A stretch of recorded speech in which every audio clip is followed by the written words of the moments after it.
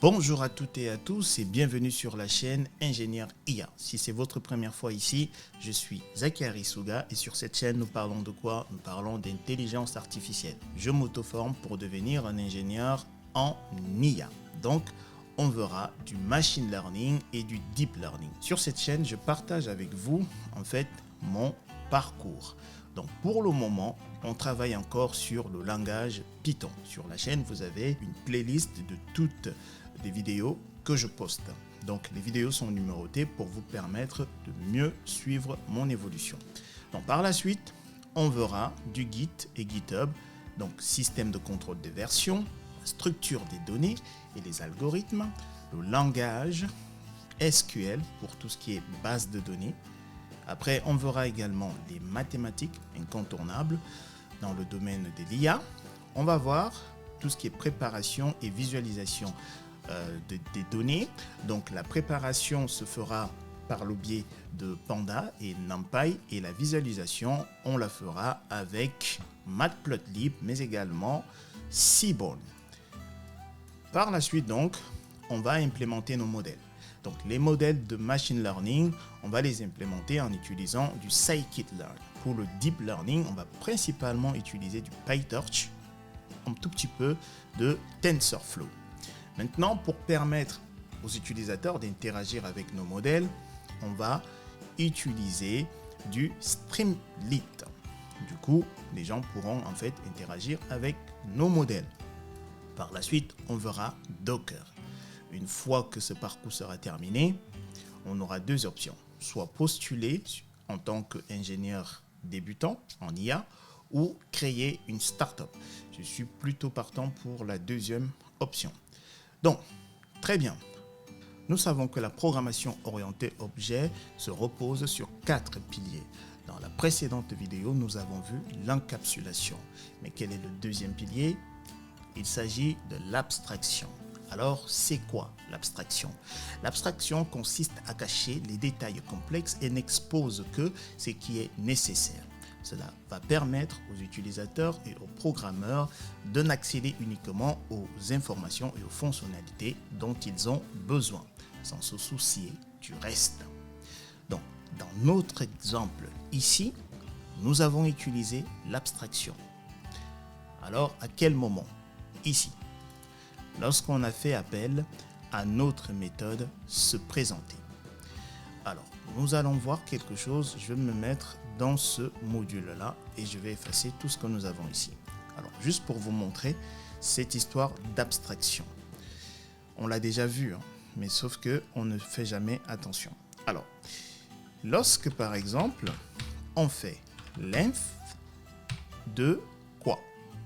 Par exemple, length de notre liste, supposons on a une liste comme ça.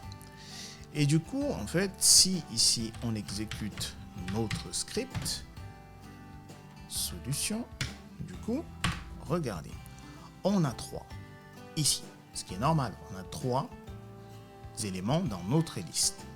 Length nous retourne 3. Mais on ne se pose jamais la question de comment en fait cette fonction length a été codée. On se contente simplement de l'utiliser. C'est exactement ça l'abstraction. En fait, ici, alors hormis le fait que c'est moi qui l'ai codé, si je donnais ce programme à une tierce personne et que cette personne-là peut utiliser la fonction se présenter, en fait, elle ne se soucierait pas en fait de comment est-ce que cette méthode, pardon, c'est pas une fonction, c'est une méthode, cette méthode a été codée. Pourquoi?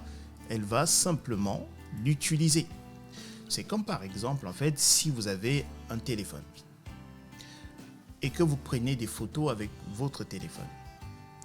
En fait, vous ne vous posez jamais la question comment est-ce que les ingénieurs, comment est-ce que les techniciens ont fait en fait, quel est le code derrière qui vous permet en fait de prendre des photos. Vous prenez simplement justement vos photos.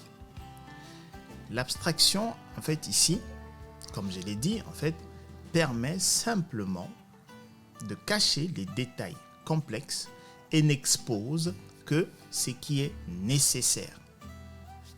C'est ce que ça fait en fait l'abstraction. Donc ici, nous l'avons utilisé. Maintenant,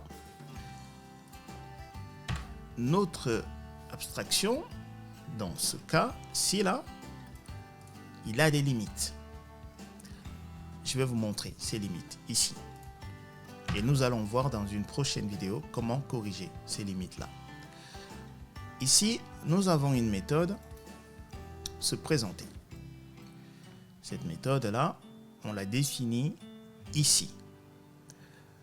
Notre objet footballeur a été initialisé ici. Enfin, est initialisé ici en fait. Et il a quoi comme attribut? Il a deux attributs. Nom, âge, ça ce sont les attributs d'instance. Et il a un attribut de classe. Maintenant, regardez. Comment est-ce que je vais casser mon code? Juste pour vous montrer la limite de l'abstraction ici. Si je fais footballeur, je fais point, se présenter. Je vais retirer ceci. Et nous l'avons déjà vu, ce que je viens de faire là. Regardez. Et si je dis bonjour, Zachary. Voilà. Là, je viens de casser mon code. Alors, vous allez me dire comment? Regardez. Maintenant, je ne peux plus utiliser ma méthode se présenter. Alors, je vous le montre. Si j'essaye d'utiliser ma méthode se présenter, donc les bases, j'exécute, vous voyez, on a un problème. Il nous dit type error, str, object is not callable. Oui, il nous dit que je ne peux pas appeler mon objet. Pourquoi?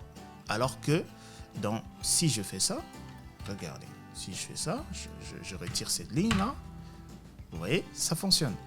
Mais là, je casse mon programme. Alors, pourquoi est-ce que je viens de le casser?